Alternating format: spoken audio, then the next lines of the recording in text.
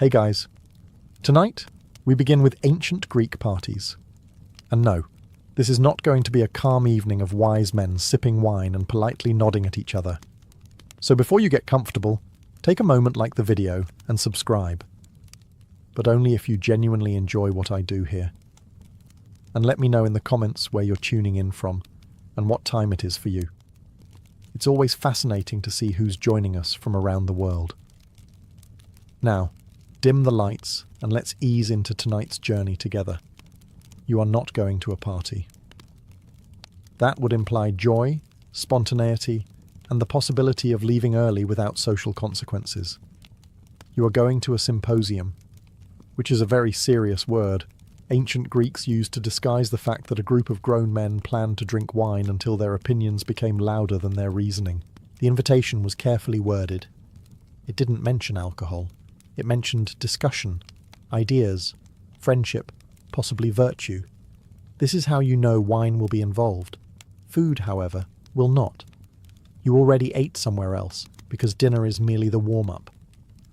The symposium exists so everyone can focus on the real goal, seeing how many philosophical beliefs survive prolonged exposure to wine. You arrive at the house pretending you're here for intellectual stimulation. This is polite lying. No one calls you out on it because they are lying too. You are expected to participate. Quietly listening is suspicious. Silence suggests either arrogance or sobriety, and neither is welcome. A servant removes your shoes, which feels ceremonial until you realize it's mainly to prevent you from slipping later. The room is arranged with couches lining the walls. Chairs would imply posture. Posture implies self-control. Self-control ruins everything. You recline, attempting to look natural, which is difficult because the human body was not designed to lie sideways while debating morality. You glance around and notice everyone else pretending this is comfortable. You join them in this shared delusion. Your spine will file a formal complaint tomorrow.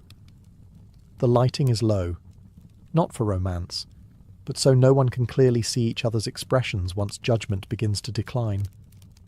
The room hums with quiet anticipation, the sound of men about to become very confident about topics they only half understand.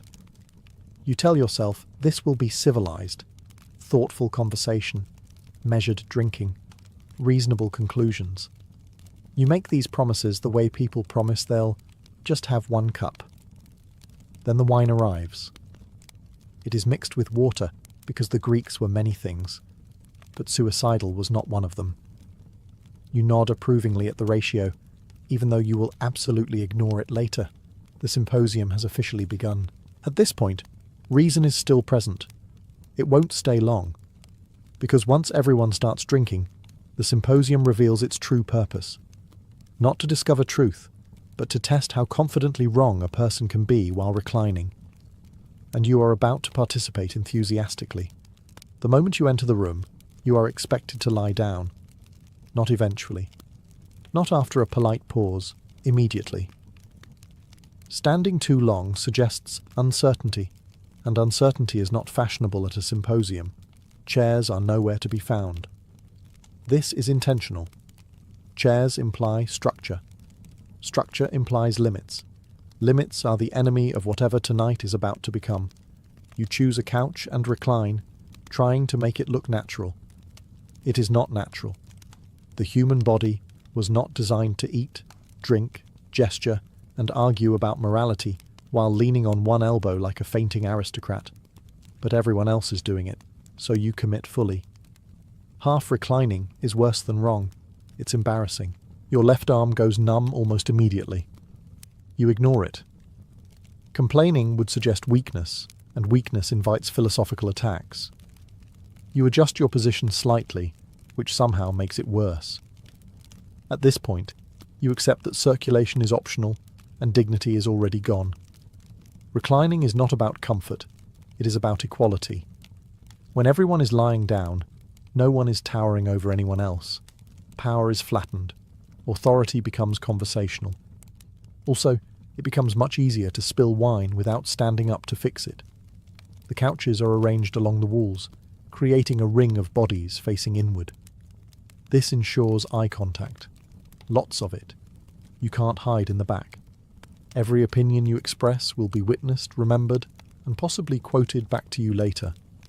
Incorrectly, but with confidence. Servants move quietly through the room, stepping over sandals and avoiding elbows. You admire their skill. They have done this many times. They already know which guests will become unbearable first. As you settle in, you notice the subtle competition. Who looks the most relaxed? Who reclines like this is their natural state? Who looks like they were born arguing sideways? You attempt to match their ease. You fail, but no one comments. They are too busy preparing their own performances. Lying down also slows drinking, in theory. In practice, it just makes refills easier because cups are already horizontal. You hold yours carefully, telling yourself you will sip slowly. This decision lasts approximately one conversation. At this stage, everyone is still relatively coherent. Voices are calm, laughter is measured, opinions are phrased politely. This is the illusion phase, the part of the evening everyone remembers fondly, even though it lasts about 10 minutes. You are now reclined, numb, and committed. The symposium has truly begun. The wine arrives sooner than you would like, and faster than you are prepared for. It is carried in with ceremony, poured from a large communal bowl, and treated with a seriousness usually reserved for religious objects. This should be your first warning. You are told, politely, confidently, that the wine has been mixed with water. This is meant to reassure you. It should not. Ancient Greek wine is not modern wine. It is thicker, darker, and strong enough that drinking it straight would turn the symposium into a public safety incident. Dilution is not moderation. It is survival. You take your first sip carefully. It tastes sharp, earthy, and slightly offended that you're being cautious. You nod appreciatively, as if you understand wine. Everyone else does the same. This is a room full of men pretending they know exactly what they're doing. The ratio, you quickly realize, is ambitious. Not reckless, yet, but confident. The host wants conversation to flow. He wants opinions. He wants arguments. He wants everyone just drunk enough to be honest, and just sober enough to articulate it badly. You tell yourself you will pace your drinking. This is a common thought at symposia, and almost always the last sensible one of the evening. You sip slowly, listening to the early conversations, light topics, safe ideas, gentle teasing. Everyone is still performing civilization. Then someone refills your cup. You did not ask for this. It simply happens. The cup is never empty long enough to be lonely. You consider declining the refill, but that would suggest either arrogance or weakness. So you accept it, graciously, while mentally recalculating how much control you actually have left. As the wine settles in, you feel warmer, looser, more articulate. You begin to believe your thoughts are clearer than usual.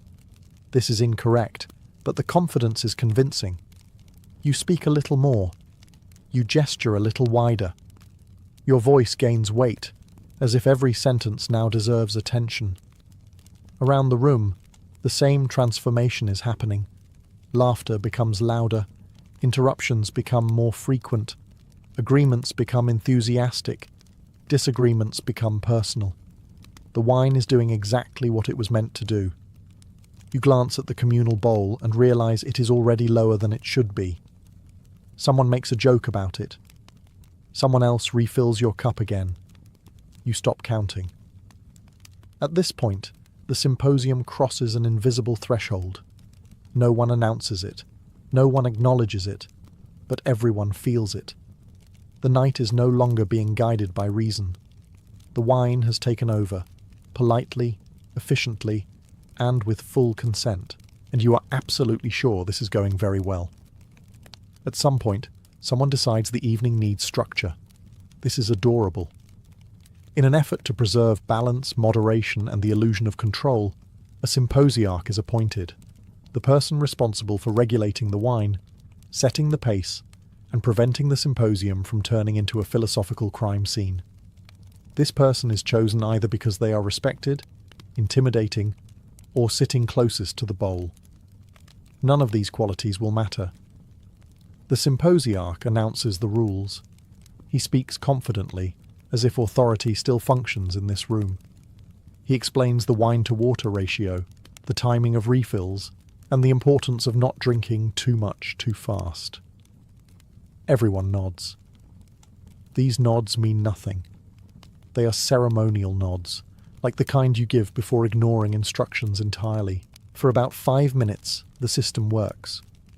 Cups are filled carefully. Refills are spaced out. People pretend restraint is a shared value. You even believe this might succeed. Then someone laughs too hard. Then someone else refills their cup without asking. Then the symposiarch refills his own cup, which is not a great look for leadership. You watch his authority quietly dissolve as guests begin topping off their wine whenever a servant walks by. No one challenges him directly. That would be rude. Instead, everyone simply behaves as if the rules are suggestions, the way people treat speed limits on empty roads. The symposiarch attempts to reassert control. He clears his throat. He makes a comment about moderation. Someone responds with a joke. The room laughs. The moment is gone. From now on, the symposium will run on momentum. You notice that cups are no longer being emptied before refilling. This is an important development. Wine is now stacking. Conversations overlap. The room grows louder.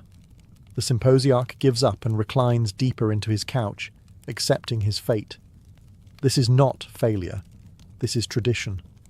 The position of symposiarch exists not to maintain order, but to give the evening a brief head start before chaos. It provides structure the way a thin rope provides structure to a landslide. You stop paying attention to who is in charge. No one is. The wine decides now. And strangely, this feels correct. The symposium is no longer pretending to be governed. It has reached its natural state. A room full of confident voices, loosened minds, and cups that are never empty long enough to cool. Responsibility had its moment. It passed quietly, without protest. Once responsibility has officially left the room, entertainment arrives. This is meant to elevate the evening. It does not. It does, however, make it louder. Someone produces a lyre. This person believes they are talented. No one challenges this belief, because the wine has reached the point where disagreement feels like unnecessary effort. The first notes are plucked, and you nod appreciatively, even though you cannot tell whether the instrument is being tuned or slowly threatened. Music at a symposium is not background noise. It demands attention. You're expected to listen, react, and look emotionally moved. So you do. You tilt your head slightly. You close your eyes for a moment. You make a thoughtful face that says, yes, this is culture, even though what you are actually thinking is, this sounds better from further away. Then comes singing. Someone begins reciting poetry. Another joins in. The rhythm is questionable. The volume is ambitious. The confidence is unmatched. You clap politely at the end, because that is what civilized people do when they are unsure whether something has gone wrong. The musician, encouraged by the applause, continues. At this point, you realize the purpose of the music is not enjoyment. It is participation. It fills the room, prevents silence, and gives everyone something to agree on without thinking too hard. You tell yourself it's better than more debating. This may not be true, but it feels comforting. As the wine works its way deeper into the room, the music grows bolder. Someone starts tapping along. Someone else hums incorrectly. A third person insists on correcting the melody and makes it worse. The lyre player accepts these contributions with grace, which is impressive considering the circumstances. You begin to sway slightly, not because you are enjoying the music, but because lying down and drinking wine has affected your sense of balance. You assure yourself this looks natural. Servants move through the chaos with practiced indifference. They have seen this before. They know how this ends. They refill cups while stepping around enthusiastic gestures and dangerously expressive elbows. By now, the music is no longer entertainment. It is atmosphere. It blends into the laughter, the conversation, the wine splashing just a little too close to the floor. You continue to nod, clap, and pretend this is exactly how you hoped the evening would go. And somewhere in the back of your mind, you realize something important. This is only the beginning. Once music has softened everyone's judgment and wine has convinced you that your reflexes are excellent, someone suggests games. This is the turning point. This is where the evening stops pretending to be about culture and becomes about proving things that do not need proving. The games are simple. That's what makes them dangerous. One involves flicking wine from your cup at a target, usually a small dish or bowl placed across the room. The rules are explained quickly and poorly. Accuracy is praised. Spillage is ignored. You participate because opting out would imply cowardice, or worse, sobriety. You flick. You miss. Wine splashes onto the floor. No one cares. In fact, someone cheers. You are encouraged by this response and flick again with more confidence and less control. The target is now theoretical. Another game involves riddles. Someone poses a clever question, expecting clever answers. This works for approximately 1 round. After that, the riddles become increasingly abstract, then aggressively confusing, and finally indistinguishable from statements. You offer an answer anyway. Everyone nods like it makes sense. The point is not winning. The point is participation. The point is noise. As the games continue, the room becomes more animated. Reclining turns into half-sitting. Half-sitting turns into leaning dangerously forward.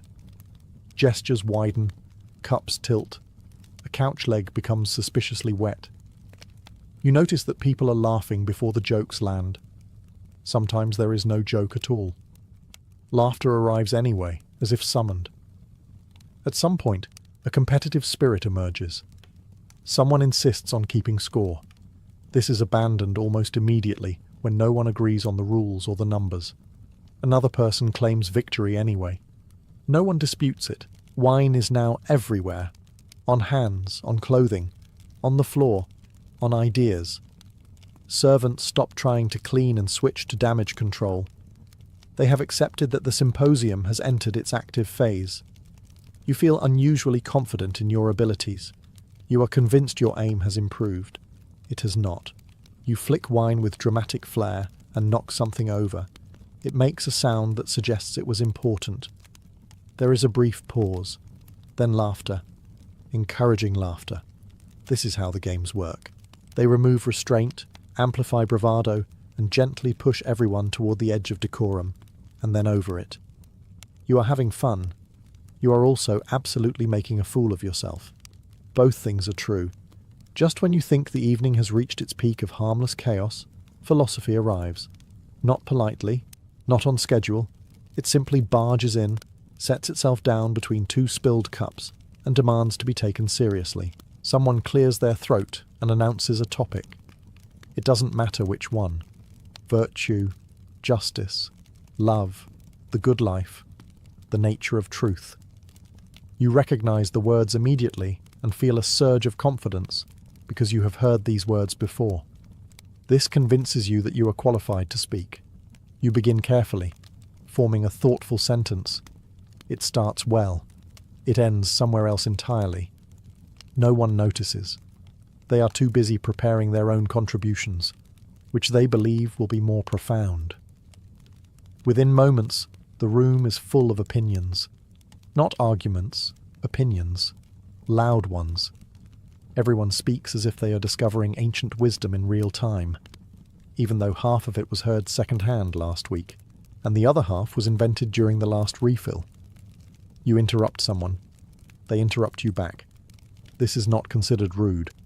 It is considered engagement. Gestures become theatrical. You point, you wave, you recline more aggressively. At one point, you knock your cup slightly and hold it steady just in time. This feels like a victory worth mentioning. You do mention it. No one listens. Someone insists that virtue can be taught. Someone else insists it cannot. A third person insists that both positions are wrong, but does not explain why. You nod enthusiastically, because this feels correct. The wine has reached the stage where every idea feels urgent. Silence becomes uncomfortable. You speak not because you have something to say, but because not speaking feels like losing. Across the room, someone laughs loudly at their own point. Another person claps in agreement with a statement they did not fully hear. This is how consensus forms. The debate grows warmer, louder, and increasingly personal. You feel passionate. About what exactly is unclear, but the feeling is undeniable, and then it happens. You say something you immediately believe is brilliant. It sounds right. It feels important. It lands with confidence. For a brief moment, the room quiets. Someone nods. Someone else repeats part of what you said, but slightly wrong. You bask in this moment. Tomorrow, you will not remember what you said. Tonight, you are absolutely certain it changed everything. Philosophy has taken control of the symposium, and it is drunk. At some point, without any formal announcement, you begin speaking louder. You don't decide to do this. It simply happens, the way tides happen, or the way bad ideas gain confidence after wine. In your mind, you are not shouting. You are projecting. There is a difference, and you are convinced everyone appreciates it. Your voice now carries across the room. This feels important.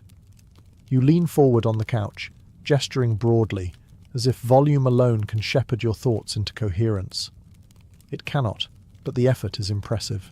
You notice that when you speak loudly, people look at you. This reinforces the behavior. Eye contact becomes validation. You take pauses for effect. The pauses are too long. Someone fills them. You raise your voice slightly to regain control. This works, but only briefly. Your arguments have simplified. Nuance has quietly left the room and taken logic with it. You no longer explain why you believe something. You simply state it firmly, as if firmness is evidence. This is incredibly satisfying. Around you, everyone else has reached the same stage. Conversations overlap. No one is listening fully. People respond to fragments of sentences, nodding vigorously at points that were never made. Agreement and disagreement blur into a single loud activity. You laugh louder too. You are not entirely sure what you're laughing at, but the timing feels right. Someone else laughs with you. This creates a moment of shared joy that you assume will be remembered fondly. It will not. Your gestures become ambitious. You knock something over again. This time, you notice. You apologize with enthusiasm and continue speaking without waiting for a response. This is considered acceptable. You are convinced that your thoughts are clearer than they have ever been. You feel articulate, expressive, unstoppable. In reality, you are repeating yourself with increasing confidence and decreasing precision. This does not concern you. At one point you hear yourself talking and think, yes, this is exactly how a serious thinker sounds. This thought brings you great comfort. The room is now fully alive, loud, warm, and vibrating with overlapping opinions. Wine cups are constantly refilled. Servants have stopped intervening. You are no longer participating in the symposium. You are the symposium. And somewhere, deep inside, a quieter version of you is taking notes for tomorrow, though it will be ignored completely. That's when you notice him. There is always one man at the symposium who should not exist. While everyone else has gradually loosened, softened, and emotionally leaned into the wine, this man remains sharp, upright, annoyingly present. He drinks. A lot. And yet somehow nothing happens to him. You do not like this man. He reclines calmly, listening more than speaking, eyes clear, posture steady. He remembers names. He follows arguments. He reacts at appropriate moments. This is deeply unsettling. You glance at his cup, hoping to see that it's been secretly filled with water. It has not. Every time you make a bold claim, this man tilts his head slightly. Not aggressively, not dismissively, thoughtfully. This is worse.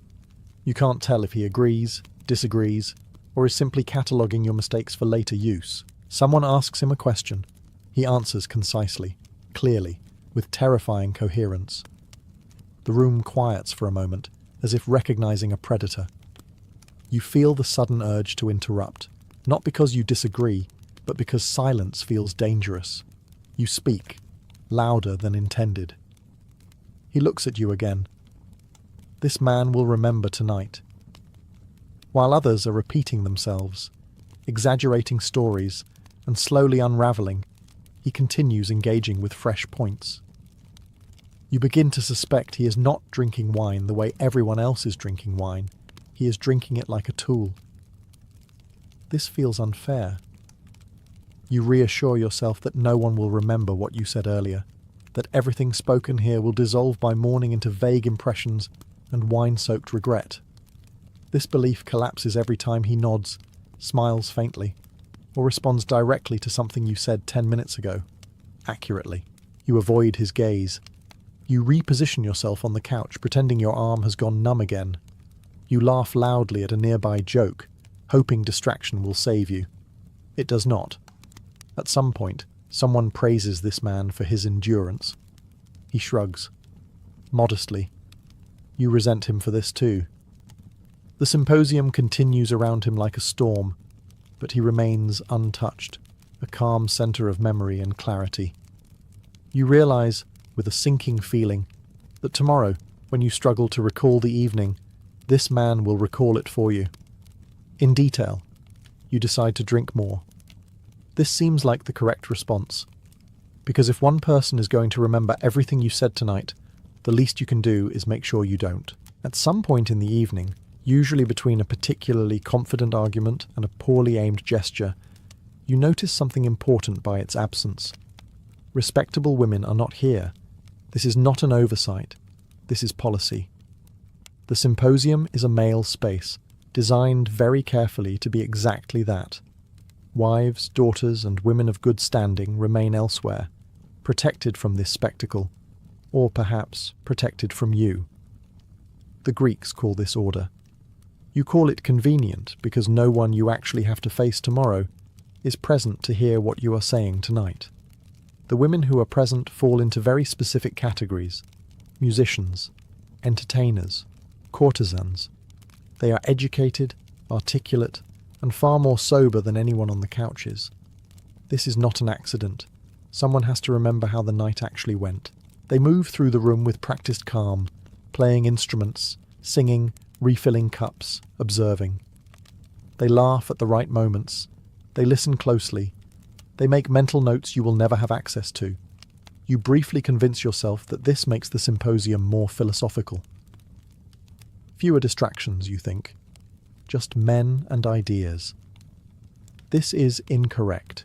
The real effect is that the room becomes louder, bolder, and significantly more confident in opinions that have not been stress-tested by reality. Someone makes a dramatic statement about love. You nod along enthusiastically, forgetting that no one present is allowed to challenge this perspective from experience. Another man declares something about women's nature. You agree reflexively, because agreement is easier than thought at this point. The entertainers remain neutral. They have heard all of this before, last week and the week before that, possibly from the same men. You attempt to impress one of them with an observation you are certain is clever. She smiles politely. This should concern you. It does not.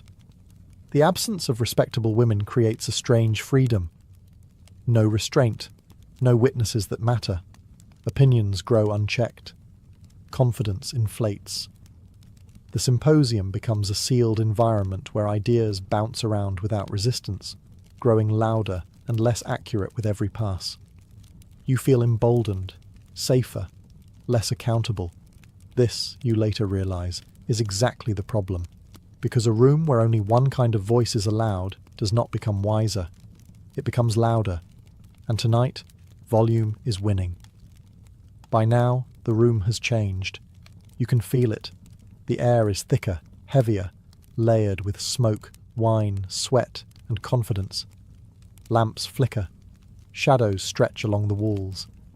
What once felt intimate now feels crowded, even though no one new has entered. This is what happens when too many opinions occupy too little space. You are warm. Too warm. The kind of warm that makes you forget when you last felt comfortable. You shift on the couch, trying to cool down without standing up, because standing up would involve consequences. You loosen your clothing slightly and immediately feel like this was the right decision. It was not. Voices overlap constantly now. Conversations no longer take turns. They collide. Someone laughs loudly from across the room, not because something was funny, but because laughter has become a reflex. You join in without knowing why. This feels natural. Emotions begin leaking into the discussions. What started as abstract ideas now sounds suspiciously personal. A debate about justice turns into a complaint about unfair treatment. A discussion about virtue becomes an accusation. Someone mentions honour. Someone else takes it personally.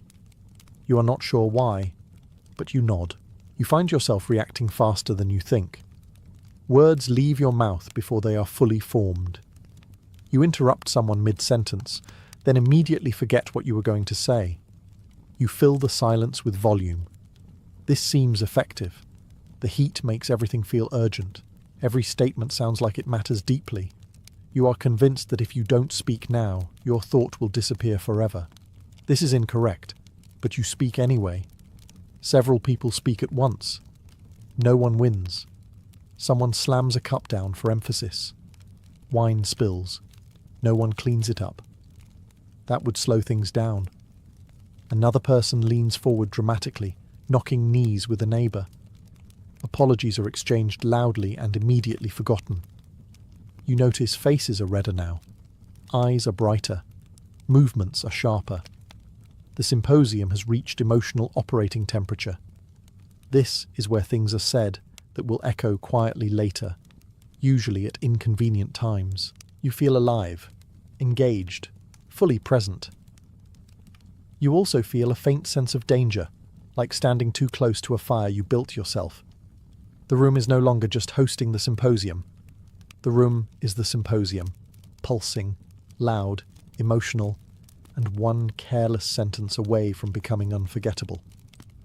At some point, the argument you were passionately defending simply disappears. It doesn't end. It doesn't resolve. It just quietly slips out of your grasp, like a thought you were absolutely sure you had 5 seconds ago.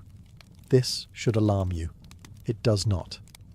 What remains is confidence. Pure, undiluted confidence. You no longer remember what started the debate, but you are certain you were correct. You feel this deeply, in your bones, in your gestures, in the way you nod while someone else speaks, as if confirming points that may or may not align with what you were previously saying. Someone challenges you. You respond immediately, without hesitation. The response is firm, decisive, and completely unrelated to the challenge. No one points this out. That would slow the momentum. Momentum is sacred now. You begin repeating yourself. This feels intentional, like emphasis. You believe repetition adds strength. It does not, but the conviction behind it is impressive. Each time you restate your point, you do so louder, as if volume might summon clarity back into existence. Around the room, the same phenomenon is unfolding. Everyone has lost the thread, but no one has lost certainty. Statements float freely, detached from evidence, context, or even grammar. They collide occasionally, and are immediately applauded. You hear yourself say something and think, yes, exactly. That's what I meant. Even though you have no idea what you meant, someone agrees with you enthusiastically. This feels validating. You do not question why they agree or what they think you said. Agreement is enough. You are no longer debating ideas. You are defending a feeling. The feeling that you are right and that this matters. Silence feels threatening. You fill it quickly. Others do the same. The room hums with overlapping declarations, none of which require follow-up. You lean back, satisfied. Your work here is done. You have contributed meaningfully to the evening's intellectual atmosphere. You know this because you feel very sure about it. Somewhere nearby, someone is still sober enough to notice the disconnect. You do not look at them. The symposium has reached a crucial stage, the point where clarity is gone, memory is unreliable, but confidence has achieved total independence. This is dangerous territory. but it feels incredible. Eventually, the symposium does not end. It simply loses momentum and collapses inward like a tired argument that can no longer support itself. No one announces that it's time to leave. People just begin failing to continue. You attempt to sit up fully. This was a mistake. Your body responds with a brief but firm reminder that reclining sideways for hours while drinking was not part of its design specifications. You pause, pretending this hesitation was intentional. No one questions it. Several people are doing the same thing. Around the room, conversations trail off mid-sentence. Someone begins a thought, forgets it halfway through, and replaces it with laughter. Another person stands up too fast, immediately regrets it, and pretends they were just stretching philosophically. A servant appears with a lamp. This is the universal signal. The night has entered its final phase, assisted departure. The servant does not ask if you need help. They already know. You rise carefully, one limb at a time, negotiating with gravity, as if it might be open to compromise. The floor feels farther away than expected. The couch, which betrayed you earlier, now tries to pull you back in. You refuse. Shoes are returned to you. You stare at them briefly, as if unsure what their purpose is. Eventually, you put them on. Not correctly, but adequately. Outside, the night air hits you with brutal honesty. It is colder, sharper, and far less impressed by your confidence. You inhale deeply and immediately regret it. The wine does not appreciate fresh air. Someone places a steadying hand on your arm. You accept this without comment. Independence is no longer a priority. As you walk, the street seems longer than it was on the way in. The lamplight sways. Shadows stretch. You feel both deeply thoughtful and profoundly empty. This feels philosophical, so you decide not to question it. You attempt to recall the evening.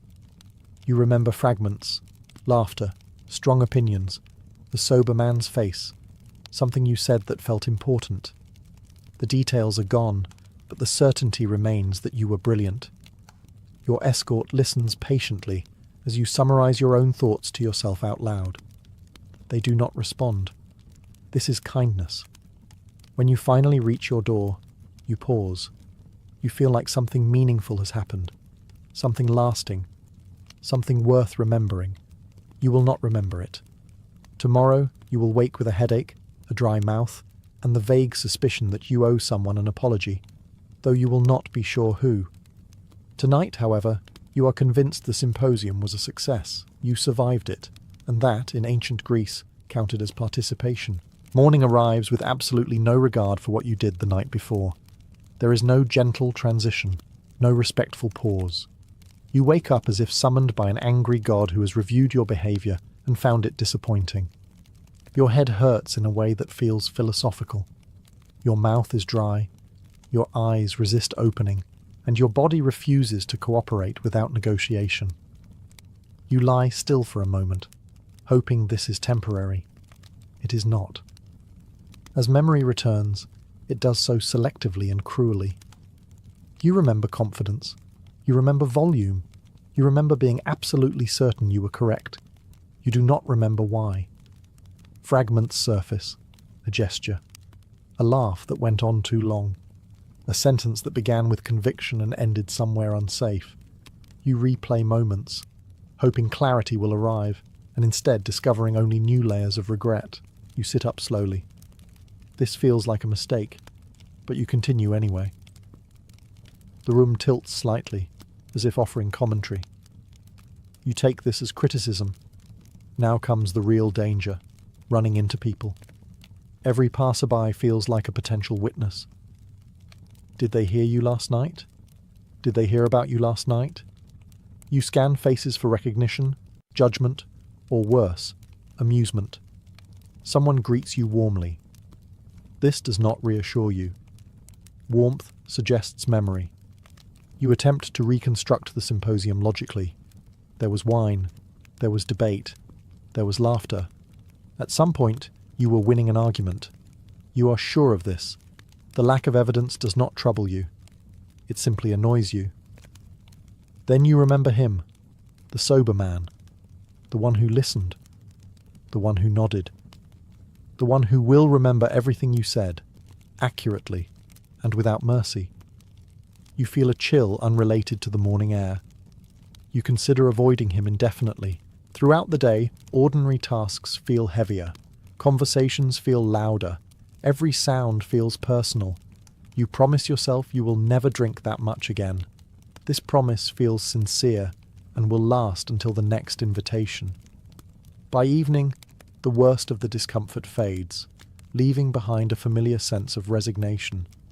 Whatever you said, it's too late now. The symposium has passed into memory. Yours, fractured and forgiving. Others, precise and permanent. You tell yourself this is part of the process. This is how ideas are tested. This is how men learn. Mostly, this is how men learn to pace their drinking. You survive the morning, you survive the day, and by nightfall, you almost believe you'd do it all again, with a little distance and a lot of water. You begin to understand what last night really was. It was not chaos. It was not refinement either. It was something in between. A strange human machine that turned wine, voices, ego, and time into ideas that occasionally mattered. Ancient Greek parties did not produce philosophy because everyone behaved well. They produced philosophy because people didn't. Ideas were not born in silence or calm contemplation. They emerged from argument, contradiction, exaggeration, and the sheer refusal to stop talking even when logic had clearly left the building. You did not attend the symposium to find truth. You attended to test it, loudly, imperfectly, and in front of witnesses.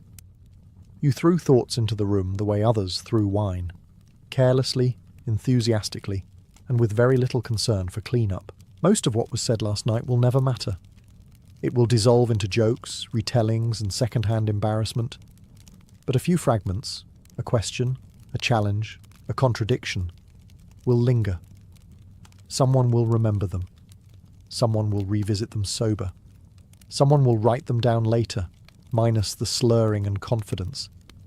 This is the part history prefers not to mention.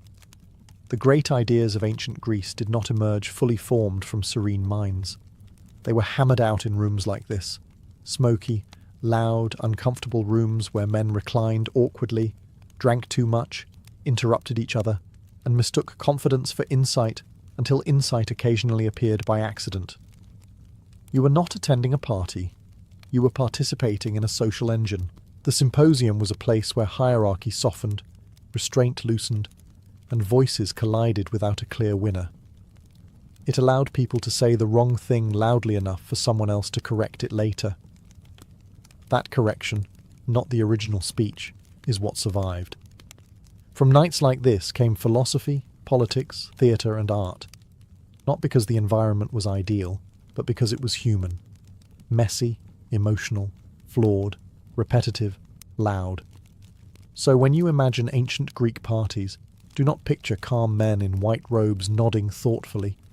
Picture a room full of confidence, spilled wine, half-finished thoughts, and one man who remembers everything. Picture ideas being born not from order, but from friction. You were not there to behave. You were there to contribute, even badly. And somehow, against all odds, it worked. That is what ancient Greek parties were actually like. Before cooking became culture, it was survival. Long before kitchens had walls or names, they existed as rings of stones surrounding a fire that never truly slept. In the ancient world, flame was the first tool, the first technology, and the first line between life and death. Cooking did not begin with taste, it began with necessity. Early humans quickly learned that raw food was risky.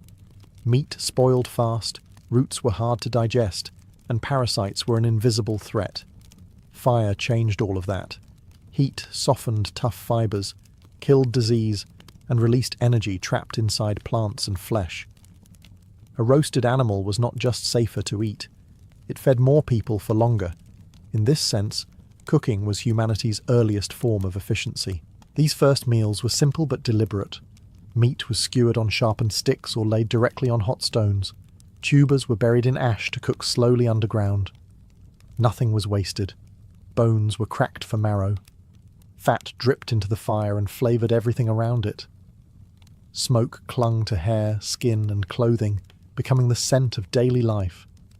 There were no recipes, but there was knowledge. Elders knew which plants became edible after heating, and which remained deadly, no matter what you did to them. Fire made bitter roots tolerable, and transformed poisonous seeds into staples. Cooking was learned by watching, copying, and remembering, not by writing. Over time, fire itself became organised. Hearths were built in fixed places. Ash was cleared, stones arranged, airflow managed. This was not accidental. A good hearth meant consistent heat, which meant predictable food. Predictable food meant stability. Stability meant settlements. In this way, cooking helped anchor humans to place long before agriculture fully took over. Flavour came later.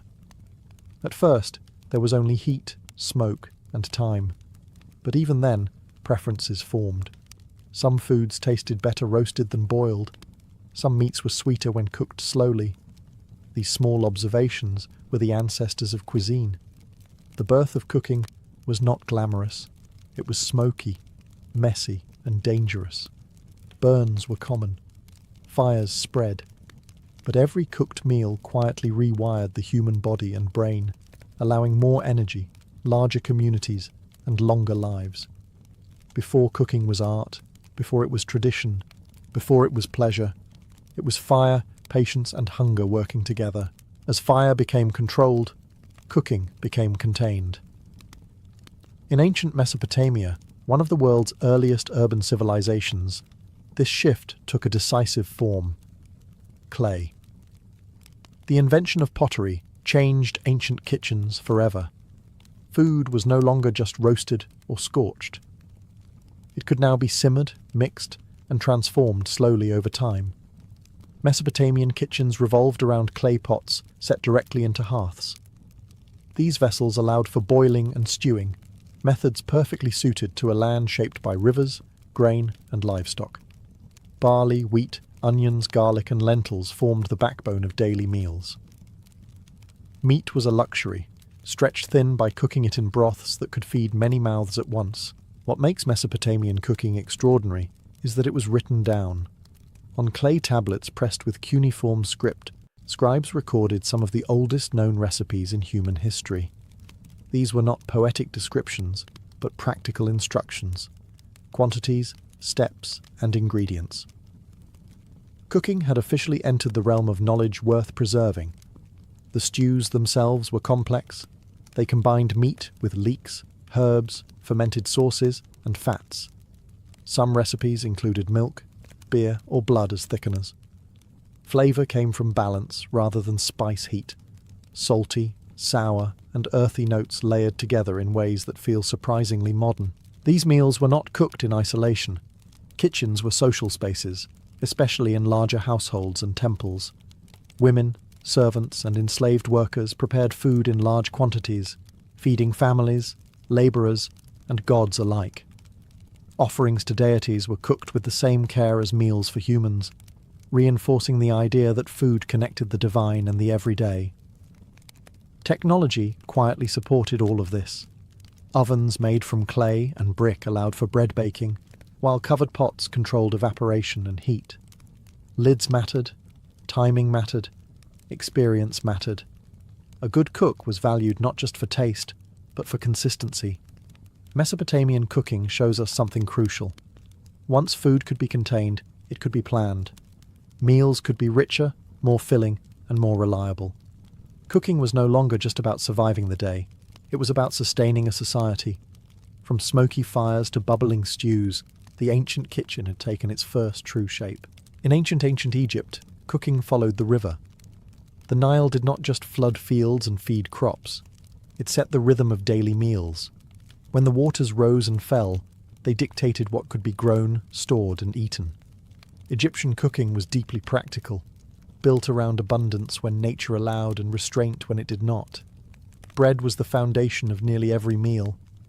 Made primarily from emmer wheat and barley, it came in countless forms: flat, thick, sweetened with dates, or shaped into loaves for offerings. Grinding grain was hard labour, often done daily with stone querns. Sand inevitably worked its way into the flour, slowly wearing down teeth over a lifetime. Eating bread was nourishing, but it was not gentle. Beer was just as essential. Thick, cloudy, and low in alcohol, it was safer than water, and consumed by adults and children alike. Beer was brewed from partially baked bread that was crumbled, soaked, and fermented. It provided calories, nutrients, and comfort, making it a liquid meal rather than a drink in the modern sense. Egyptian kitchens were simple but organised. Hearths were built from mud brick, and clay ovens baked bread by trapping heat inside domed structures. Cooking pots were round-bottomed and designed to sit in ash or be propped up by stones. There was no rush. Most dishes simmered slowly, fueled by patience rather than flame. Vegetables filled the gaps that meat could not. Onions, leeks, garlic, lettuce, and legumes were common, eaten fresh or cooked into stews. Fish from the Nile was widely consumed, dried or salted for preservation. Meat, beef, goat, or poultry was reserved for festivals, temples, and the wealthy. For most people, it was an occasional treat rather than a daily expectation. Spices existed, but subtly. Coriander, cumin, and herbs were used sparingly, enhancing rather than dominating food. Honey was the primary sweetener, added to breads and cakes for special occasions. Cooking aimed for nourishment, balance, and familiarity, not excess. Food was also deeply symbolic. Offerings placed in tombs and temples mirrored real meals, because eating was believed to continue after death. To cook well was not just to live well, it was to prepare for eternity. In Egypt, cooking was steady, repetitive, and reliable. It fed a civilization that valued order, continuity, and harmony with nature, one loaf and one cup of beer at a time. In ancient Greece, cooking stepped out of the dark interior and into the open air. Greek homes were built around courtyards, and so were their kitchens. Smoke escaped upward, light poured in from above, and meals were shaped as much by climate as by culture. Cooking here was simpler than in Mesopotamia or Egypt, but no less intentional. At the centre of Greek cooking was olive oil. It was fat, fuel, flavour, and preservation all at once. Olive oil replaced animal fat in most dishes, used for frying, drizzling, and storing food. Bread dipped in oil was a meal. Vegetables cooked in oil were considered complete. Even fish was often grilled and finished with nothing more than oil and herbs. Greek kitchens relied on portable clay braziers rather than fixed hearths. These small charcoal stoves could be moved depending on weather or occasion. Pots were placed directly on top, allowing for boiling and stewing, while skewers were used for roasting meat. This flexibility suited a society that valued outdoor living and communal meals. Grains remained essential, but bread in Greece was rough and dense, often mixed with barley. Wheat bread existed, but it was expensive and associated with status. For most people, porridge and flatbreads were everyday fare. Meals were filling, not indulgent. Vegetables were abundant and central. Cabbage, onions, lentils, chickpeas, and greens appeared constantly, cooked simply or eaten raw. Fish, especially for coastal communities, was more common than meat. Meat itself was tied closely to sacrifice. Animals were slaughtered during religious festivals, and cooking became a public, ritualized act. The gods received the smoke and fat. People ate the rest. Flavor in Greek cooking came from restraint. Herbs like oregano, thyme, and mint added aroma without overpowering the food. Garlic was common, wine was used in cooking, and vinegar sharpened sauces. Spices from distant lands existed, but they were rare and costly, used sparingly if at all. Meals were social but structured. Men often ate together at symposia, reclining while servants brought food. Women cooked, but rarely participated in these gatherings. Cooking, therefore, reflected social boundaries as much as taste. Greek cuisine was about balance, between simplicity and nourishment, ritual and routine. The kitchen did not aim to impress. It aimed to sustain body, mind, and civic life, one olive-oiled dish at a time. In ancient Rome, cooking split into two very different worlds. There was the kitchen of the wealthy, filled with tools, servants, and imported ingredients. And then there was the street, where most Romans actually ate. The majority of the population lived in cramped apartment blocks with little or no space to cook. Open flames were dangerous, and kitchens were rare. As a result, Roman cities became some of the first true street food cultures in history. Thermopolia lined the streets. Small food shops with counters embedded with clay jars holding hot dishes. Stews, beans, lentils, bread, sausages, and fried foods were served quickly to workers, travellers, and the urban poor. You ate standing up, often with your hands, surrounded by noise, smoke, and shouting vendors. Convenience mattered more than comfort.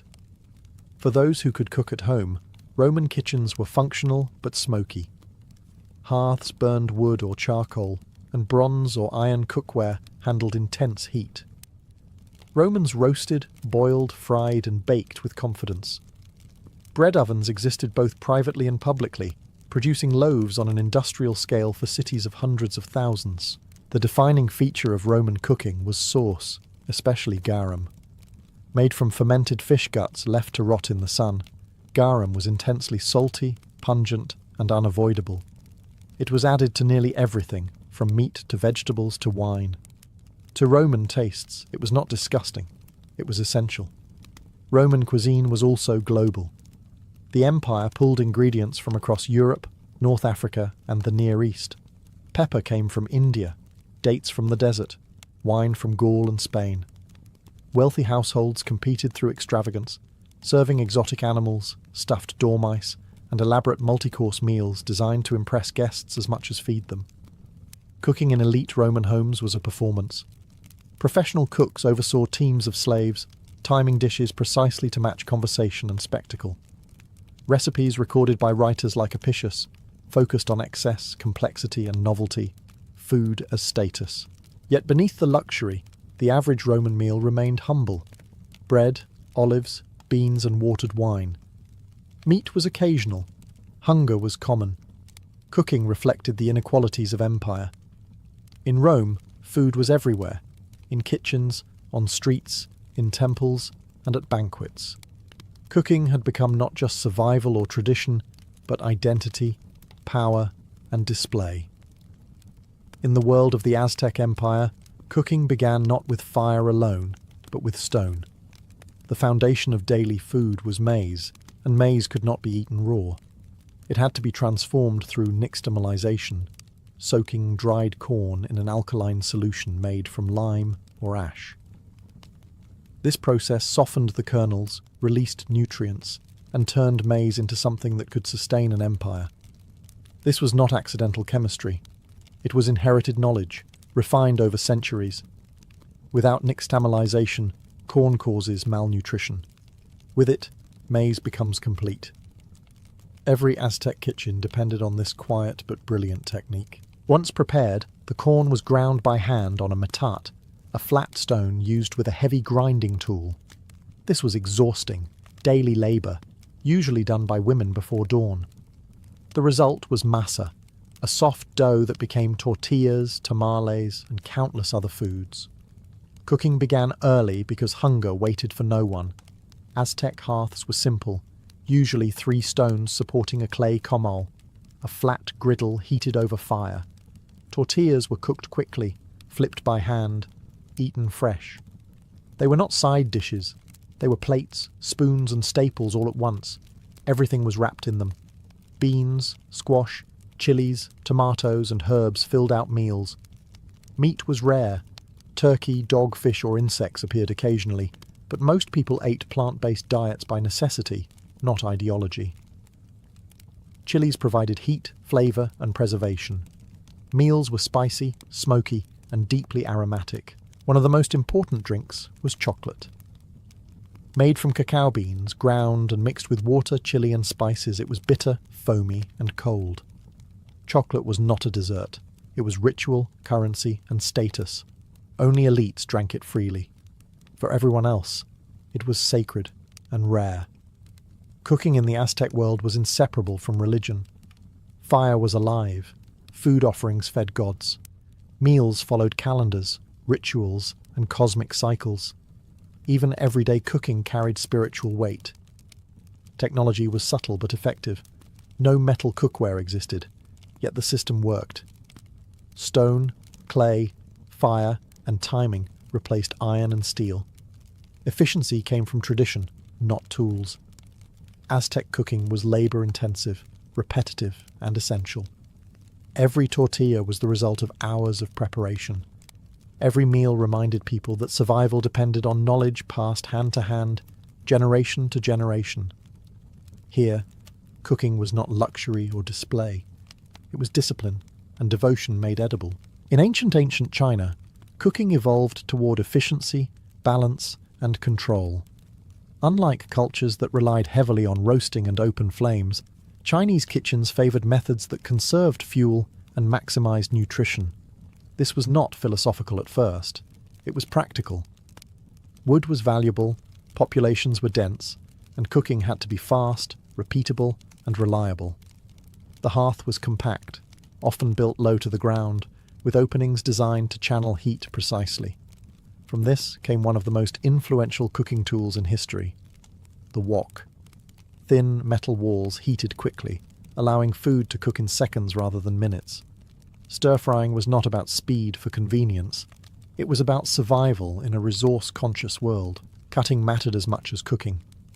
Ingredients were sliced small and uniformly before touching heat. This reduced cooking time and made food easier to eat with chopsticks. Knives were used in preparation, not at the table. Cooking ended violence. Eating required harmony. Grains formed the base of the diet. In the north, millet and wheat dominated. In the south, rice ruled daily life. Rice was steamed rather than baked, cooked in lidded pots that trapped heat and moisture. Steaming preserved texture and nutrients while using less fuel than boiling. Vegetables were constant: cabbage, greens, mushrooms, bamboo shoots and roots. Soybeans were transformed into tofu, sauces, and pastes through fermentation. Another quiet technological triumph. Fermented foods added protein, flavor, and shelf life without the need for refrigeration. Meat existed, but in moderation. Pork and poultry were common when available, but always stretched with vegetables and grains. Bone broths extracted every possible nutrient. Nothing was wasted. Cooking reflected the belief that balance, not abundance, sustained health. Seasoning followed similar logic. Soy sauce, vinegar, ginger, garlic, and scallions layered flavor without overwhelming the dish.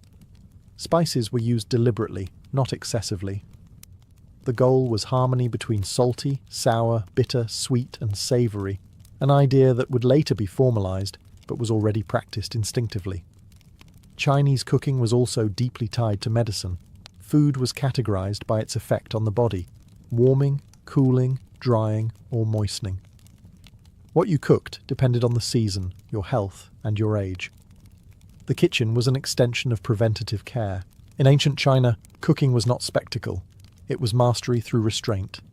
Heat was brief, cuts were precise, and meals were designed to sustain the body and maintain balance, quietly, efficiently, and every single day.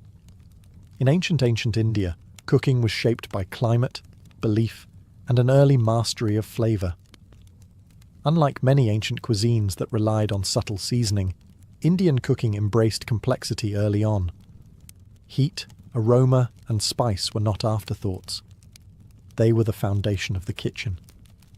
Grains formed the base of daily meals.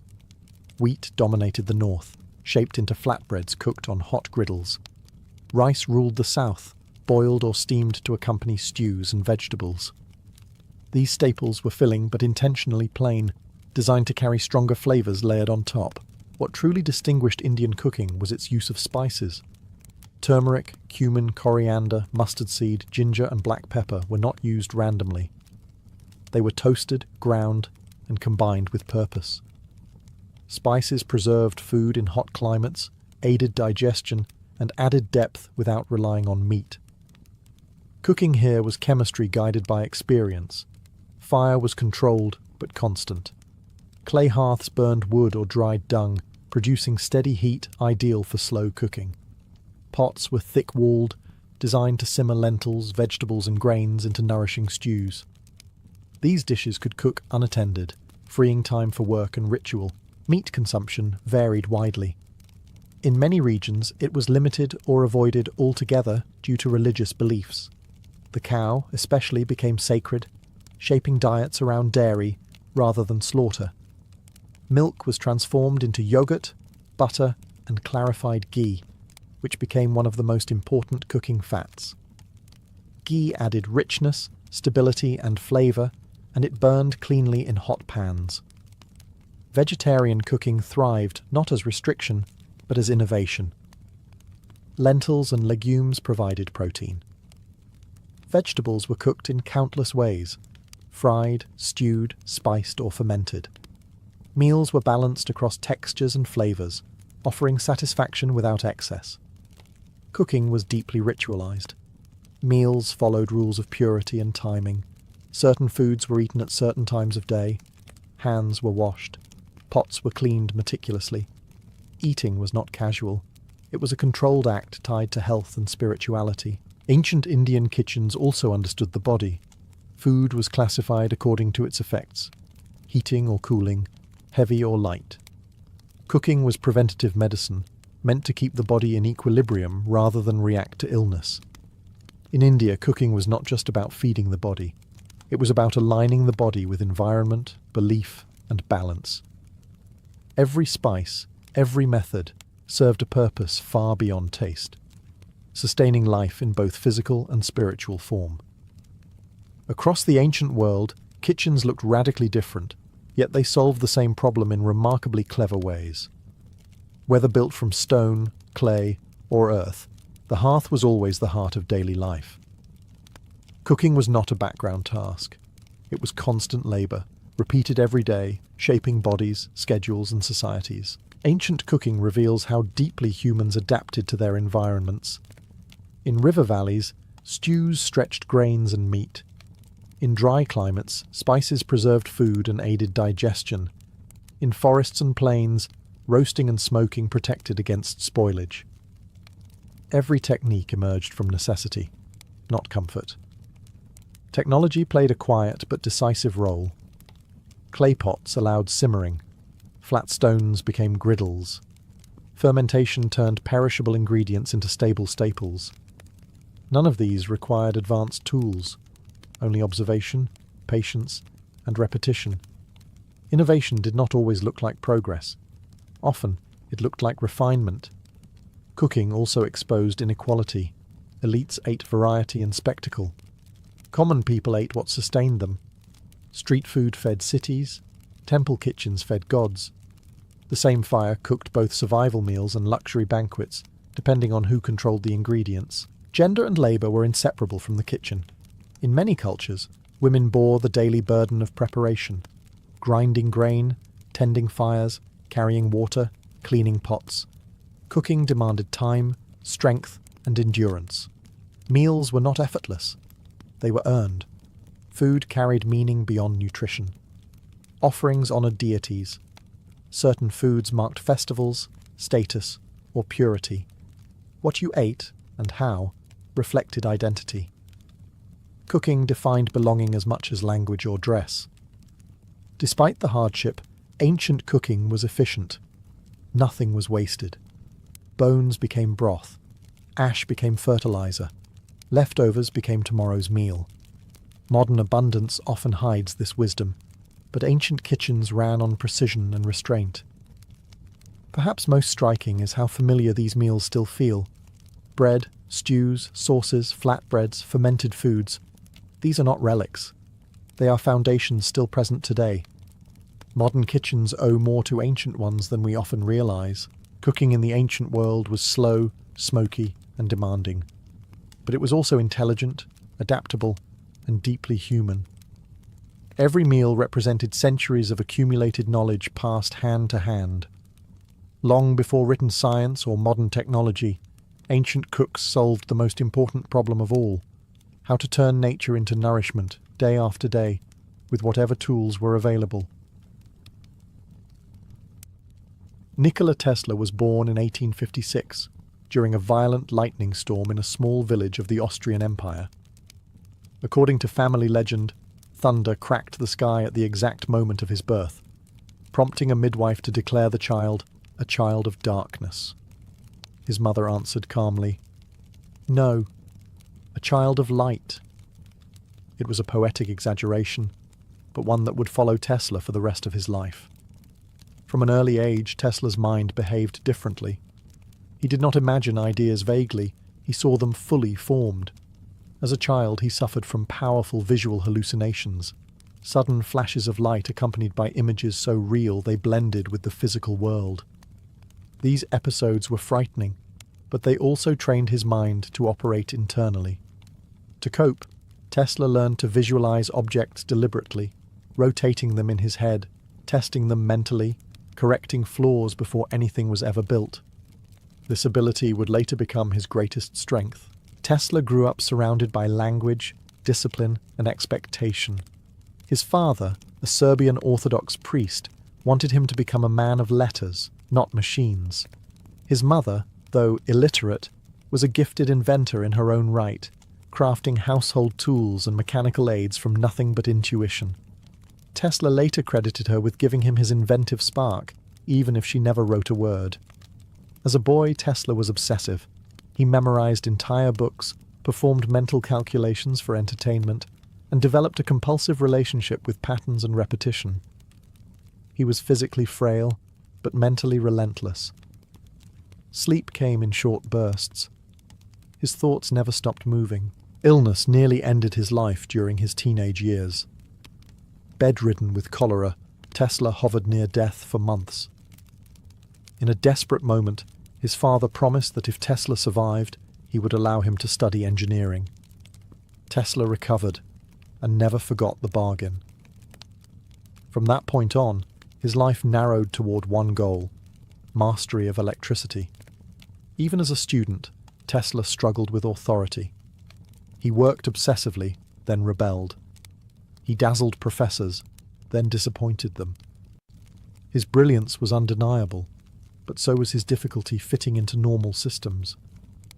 By the time Tesla left home, he was already living partly in the future, designing machines in his head that the world did not yet have the tools, patience, or imagination to understand. When Nikola Tesla left his childhood home to pursue engineering, he did not enter education as a student seeking guidance. He entered it as a man convinced his mind already worked faster than the system built to contain it. This tension would define his early adult life. Tesla studied engineering in Graz, where his brilliance immediately stood out. He could perform complex calculations in his head, recite textbooks from memory, and visualize machines with photographic clarity. Professors praised him, at first, but Tesla did not merely study electricity.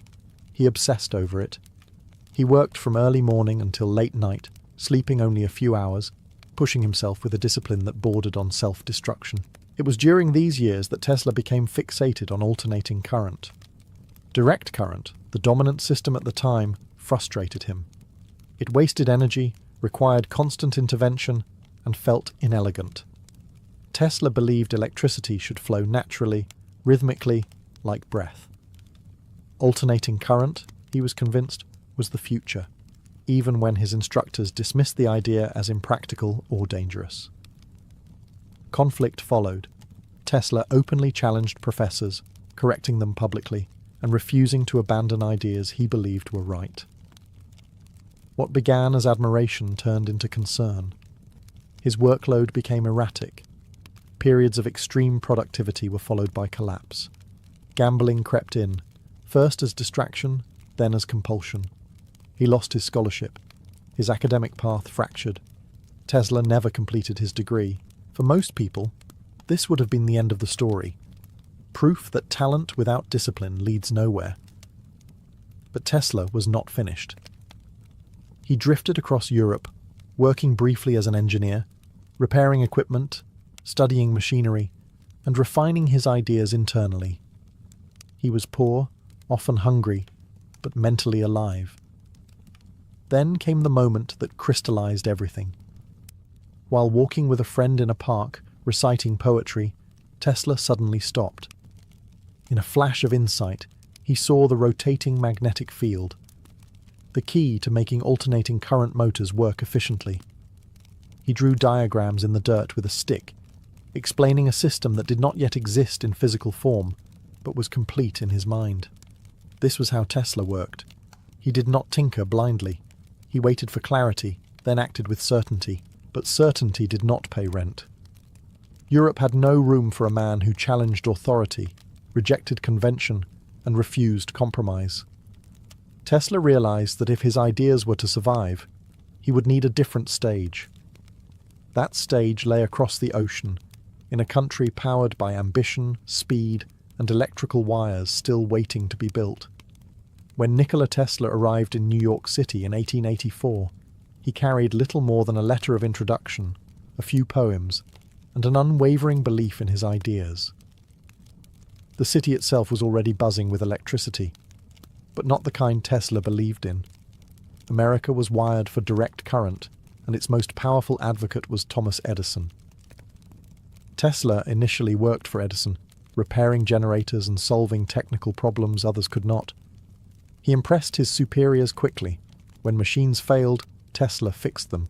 When designs stalled, he improved them. His mind moved effortlessly through complexity.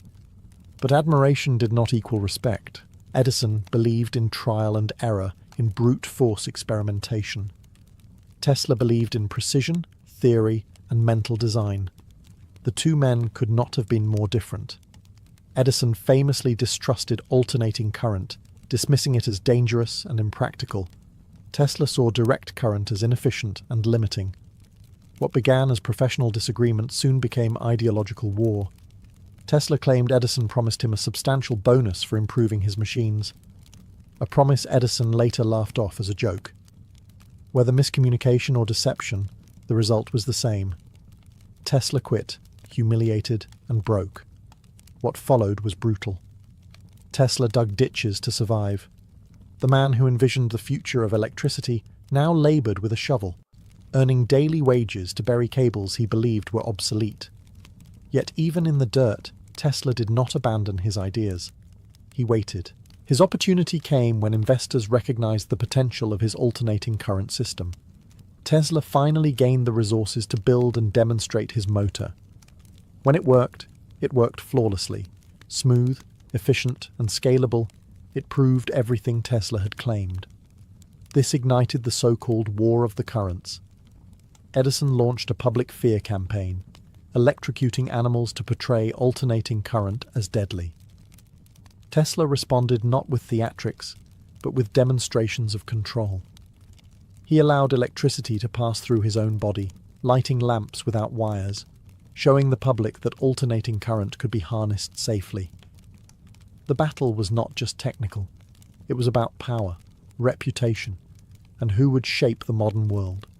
Edison had money, factories, and influence. Tesla had vision. Ultimately, practicality decided the war. Alternating current could travel long distances with minimal loss. Direct current could not. Power stations adopted Tesla's system. Cities grew brighter. Industry accelerated. Tesla had won, but victory came at a cost. He gained recognition, but not stability. And the world had only just begun to glimpse the depth of his ambition. Victory in the War of the Currents transformed Nikola Tesla into a scientific celebrity almost overnight. His alternating current system powered cities, factories, and streetlights, and his name began appearing in newspapers alongside words like genius and visionary. At public lectures, Tesla dazzled audiences with controlled lighting, glowing tubes, and machines that seemed pulled from the future. Electricity, once invisible and frightening, became something theatrical, and Tesla was its magician. For a brief moment, everything aligned. Tesla partnered with powerful backers, including industrialists who understood the value of his inventions. Royalties flowed in. He lived comfortably, dressed impeccably, and moved through elite social circles with ease. Hotels became his homes. Journalists sought his opinions not just on electricity, but on the future of humanity itself. Yet beneath the surface, instability was already forming. Tesla was not a businessman. He disliked contracts, avoided negotiations, and trusted too easily. When financial pressure mounted on his partners, Tesla voluntarily gave up lucrative patent royalties that would have made him one of the wealthiest men of his era. He believed ideas mattered more than money, and assumed recognition would always follow usefulness. It did not. As his fame grew, so did his eccentricities. Tesla became increasingly ritualistic. He avoided physical contact, developed strict routines, and showed signs of obsessive behavior. He worked alone, sleeping little, eating selectively, and withdrawing from personal relationships. Invitations increased, but intimacy vanished. His ambitions also expanded beyond practicality. Tesla was no longer content with improving power systems. He wanted to revolutionize communication, transportation, and energy itself. He spoke openly about transmitting electricity wirelessly across the planet, an idea that fascinated the public but frightened investors. To financiers, Tesla was becoming unpredictable. While others built businesses around electricity, Tesla chased visions. He spent freely on experiments, convinced that success was always just one breakthrough away. Money flowed out faster than it came in. Projects stalled. Deadlines slipped. Still, Tesla remained confident. He believed the world would eventually catch up to his ideas. What he underestimated was time and patience. By the end of this period, Tesla was still famous, still admired, but increasingly isolated. The foundation of his success rested on fragile assumptions, that genius would be rewarded automatically, and that the future would wait for him. It would not. The stage was set for Tesla's most ambitious project, and the beginning of his greatest downfall. At the turn of the new century, Nikola Tesla became consumed by a single idea, a world connected without wires. Not just messages, but power itself, transmitted through the air, freely, endlessly, and available to all. To Tesla, this was not fantasy. It was the logical next step in human progress. He envisioned a planet wrapped in invisible energy, where information and electricity flowed as naturally as sound. Ships would navigate by wireless signals. News would travel instantly. Cities would glow without cables. In Tesla's mind, the future was already built. It simply needed funding. That funding arrived in the form of wealthy investors intrigued by wireless communication. With their support, Tesla began constructing a massive structure on Long Island, the Wardenclyffe Tower. Rising like a metal skeleton against the sky, it was meant to be the centerpiece of a global energy network. Underground shafts extended deep into the earth. Coils and generators filled nearby buildings.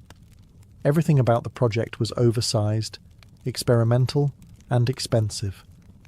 At first, confidence was high. Wireless radio transmission was beginning to show promise, and Tesla believed power would follow. But the project quickly ran into trouble. Costs ballooned, results lagged.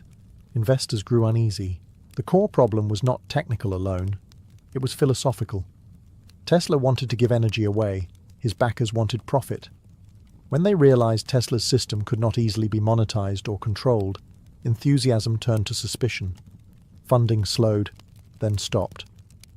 Meanwhile, competitors achieved practical success. Others transmitted radio signals using simpler, cheaper methods. They published results. They built businesses. Tesla dismissed them as short-sighted imitators, insisting his system was superior. Technically, he may have been right. Commercially, he was irrelevant. Construction halted. The tower stood unfinished, a monument to ambition without support. Tesla refused to abandon it, but without money, he could not continue. Creditors closed in. Equipment was sold. The dream collapsed quietly, without ceremony. For Tesla, the loss was devastating. Wardenclyffe was not just a project, it was proof of his worldview. Its failure marked a turning point. Investors stopped returning his calls. Newspapers lost interest. Invitations dried up. Yet Tesla did not retreat. He simply turned inward. If the world would not fund his visions, he would continue imagining them alone. The tower was eventually dismantled, its materials sold for scrap. What remained was an empty field, and a question that still lingers today. Was Tesla too early, or too idealistic, for the world he was trying to power? After the collapse of Wardenclyffe, Nikola Tesla did not reinvent himself. He retreated. The public figure who once filled lecture halls slowly vanished into hotel rooms, notebooks, and routines that grew stranger with time. Tesla was still thinking, constantly, but the world was no longer listening. Without investors, his work became increasingly theoretical. He announced inventions that were never fully demonstrated. Death rays, earthquake machines, energy weapons capable of ending war. Newspapers loved the headlines, but stopped taking the claims seriously. To many, Tesla shifted from visionary to curiosity, a brilliant mind drifting untethered from reality. His personal habits hardened into rituals. Tesla developed an extreme aversion to germs, washing compulsively and refusing to touch objects handled by others. He demanded precise numbers, especially multiples of 3, in daily activities. He avoided physical relationships entirely, believing celibacy preserved mental clarity. Whatever focus these rules once gave him now isolated him further. Financially, things worsened. Tesla moved between hotels, charming managers into extending credit based on his reputation. He paid when he could, promised future earnings when he could not. Former partners distanced themselves. New investors never appeared. The world had moved on to mass production, corporate laboratories, and teamwork. Tesla remained fiercely alone. Yet his mind never stopped working. He filled notebooks with diagrams, equations, and predictions. Some were wildly impractical, others were eerily accurate. He spoke of wireless communication devices small enough to fit in the hand. He imagined global information networks. He described remote-controlled machines decades before they became reality. These ideas passed mostly unnoticed, buried beneath his growing eccentric image. Tesla's loneliness deepened, but so did his attachment to ideas over people. He formed emotional bonds not with colleagues, but with animals, especially pigeons. He cared for injured birds, fed them daily, and spoke of one pigeon with particular affection, claiming it meant more to him than any human relationship ever had. To the outside world, Tesla appeared tragic, even pitiful. Once celebrated, now ignored. Once wealthy, now dependent. But this surface view misses something crucial. Tesla never believed success was measured by comfort or recognition. He believed ideas mattered more than their acceptance. Even as his reputation faded, the systems he helped create continued to expand. Cities grew brighter, industries grew louder, alternating current spread everywhere. Tesla may have been disappearing from public life, but the world around him was still running on his mind. In his final decades, Nikola Tesla lived in a strange contradiction. His name was still famous, yet his presence had become ghost-like. He was invited to birthdays, anniversaries, and interviews, not because people funded his work, but because he symbolized a fading age of lone inventors. Tesla had become a monument while still alive. He spent his days moving between New York hotels, most notably the Hotel New Yorker, living in increasingly modest rooms. His income came from small stipends, occasional lecture fees, and the quiet support of admirers who felt the world owed him something. In truth, it did. But debts of recognition are rarely paid on time. Tesla continued to announce inventions, often during birthday interviews with journalists. He spoke of directed energy weapons, advanced propulsion, and new forms of communication. Some listeners dismissed these claims as fantasies of an aging mind. Others sensed fragments of ideas that technology had not yet caught up to. Tesla no longer bothered to prove anything physically. His confidence rested entirely in thought. His routines grew stricter. He walked the same routes, ate the same meals, and followed numerical patterns with unwavering discipline. Any disruption unsettled him.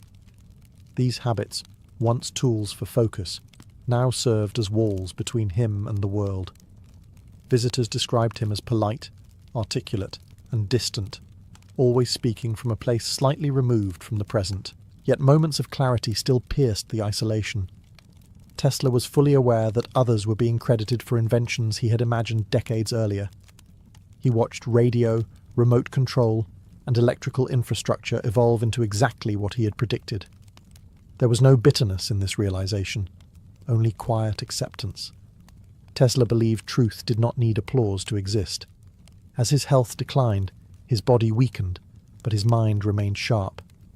He wrote, calculated, and refined ideas until the end.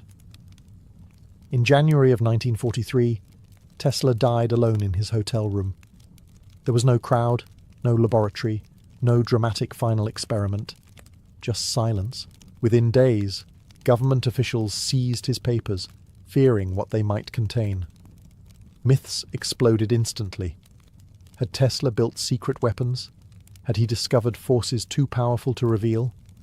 The reality was likely simpler and more profound. His notebooks were filled with ideas ahead of their time, many unfinished, some impractical, others waiting for a future capable of understanding them. Tesla left the world quietly, but the systems he shaped ensured the world would never be quiet again. Death did what life never fully managed to do for Nikola Tesla. It separated the man from the noise surrounding him. Once the headlines faded and the eccentricities were stripped away, what remained was the architecture of the modern world, quietly humming with his ideas. Alternating current became universal. Power plants, transformers, transmission lines, all followed principles Tesla had defended when few believed him. Cities expanded vertically and horizontally because electricity could travel long distances efficiently. Factories ran non-stop. Homes lit up after sunset. None of this would have been possible without Tesla's core insight. Electricity had to move like a system, not a trick. Technologies Tesla imagined began to emerge one by one. Wireless communication reshaped the planet. Remote control became standard. Radio waves filled the air. Engineers rediscovered ideas Tesla had sketched decades earlier, now feasible with modern materials and computing. In many cases, his work was not copied. It was rediscovered. Public perception slowly shifted. Tesla transformed from forgotten oddity into misunderstood pioneer. Books reframed his story. Scientists cited his papers. Inventors invoked his name as a symbol of creativity, unbound by convention. He became a cultural icon, not because he sought fame, but because his story warned of what happens when vision outpaces institutions. Unlike his rivals, Tesla never built an empire. He built foundations. Others profited from systems he made possible. This imbalance, once tragic, became part of his legend. Tesla represented the idea that progress does not always reward its architects, but it still depends on them. His name began appearing everywhere, in laboratories, on monuments, in textbooks. The unit of magnetic flux density was named the Tesla, embedding him permanently into the language of physics. His life, once defined by isolation, became a reference point for future generations. Tesla's legacy is not a single invention. It is a way of thinking, visualizing systems before building them, trusting theory when evidence lags behind, believing that energy, information, and knowledge should move freely. The irony is sharp. Tesla dreamed of a world powered without wires, yet his greatest triumph lies in the wires themselves, carrying alternating current across continents, powering lives he never met, in cities he never saw. He died believing the world had passed him by. In truth, the world was still catching up. The life of Nikola Tesla forces an uncomfortable question. What does society do with people who see too far ahead? Tesla was not destroyed by failure of intelligence or effort. He was undone by a mismatch between vision and the systems meant to support it. Tesla believed ideas should serve humanity before profit. That belief shaped every major decision he made and cost him dearly. While others patented aggressively, built corporations and protected revenue streams, Tesla loosened his grip. He gave away rights, ignored contracts, and trusted that usefulness would eventually translate into support. History shows it rarely does. His story reveals a harsh truth. Progress is often built by people who are not rewarded by it. The world prefers refinements over revolutions, predictable returns over uncertain leaps. Tesla offered leaps. Investors wanted ladders. Yet it would be wrong to frame his life as tragedy alone. Tesla lived exactly as he chose. He rejected compromise, routine, and convention, not because he failed to understand them, but because he refused to submit to them. He traded comfort for clarity, stability for possibility, applause for conviction. Tesla also reminds us that innovation does not move in straight lines. Ideas can arrive decades before tools exist to support them. Being right too early can look exactly like being wrong. Tesla's wireless dreams, dismissed in his lifetime, are still unfolding today, not in the form he imagined, but in spirit. His loneliness, often emphasized, was not simply imposed by the world. It was partly chosen. Tesla prioritized ideas over relationships, systems over society, the future over the present. This choice gave him extraordinary focus and extraordinary isolation. Modern culture often romanticizes Tesla as a misunderstood martyr or secret genius. The reality is more complex. He was brilliant, difficult, generous, rigid, visionary, and flawed. He was human. What endures is not the myth, but the infrastructure. Every time a city lights up at night, every time electricity travels hundreds of miles without collapsing, Tesla's thinking is at work. His success did not come with applause or wealth. It came with permanence. Tesla's life teaches that the future does not always reward its architects, but it cannot exist without them. Some minds are not meant to fit their time. They are meant to bend it. And sometimes the measure of a life is not how comfortably it is lived, but how long its ideas last. Long before maps were objects you could fold or hang on a wall, they were ways of thinking. Ancient humans did not begin mapping out of curiosity alone. They did it because getting lost could mean death. A map was not about accuracy in the modern sense. It was about memory, survival, and meaning. The earliest maps were mental before they were physical. People memorized landmarks, stars, coastlines, seasonal changes, and paths worn into the land by repeated movement. Knowledge was stored in stories, songs, and rituals. Turn where the river bends. Stop before the red hill. Travel when this star rises. Space was learned through repetition, not measurement. When humans finally began drawing the world, they did not try to copy it, they tried to explain it. Early maps emphasized what mattered most. Water sources were exaggerated, dangerous zones were highlighted, sacred places were centered. Distance was often irrelevant. Importance was everything. This is why ancient maps can look strange to modern eyes. Rivers run in impossible directions. Cities appear larger than mountains. The sky and earth overlap. These were not mistakes. They were priorities. A map was a tool, not a mirror. Mapping was also an act of control. To name a place was to claim it. To draw a boundary was to assert authority. Kings mapped territory to tax it. Priests mapped the heavens to interpret fate. Travellers mapped routes to return home. Every map carried power and bias. Crucially, ancient people did not separate space from time. A place was different depending on season, weather, or ritual calendar. A road that existed in summer vanished in winter. A river, crossing safe one month, became deadly the next. Maps were dynamic, even when carved in stone or clay. The heavens were mapped alongside the earth. Stars were roads. Constellations were calendars. The sky told people when to plant, travel, fight, or pray. To map the world was also to map time itself. Unlike modern maps, ancient ones were rarely meant for strangers. They assumed shared knowledge. You were expected to already understand the land. The map simply reminded you of relationships between places, people, gods, and cycles. At its core, mapping was an act of imagination grounded in experience. It asked one essential question: what parts of the world matter enough to remember? Before grids, before north arrows, before scale, maps were stories told visually. They did not aim to show the world as it was everywhere. They aimed to show it as it mattered to those who lived within it. The earliest surviving physical maps come from Mesopotamia, and they tell us something important right away.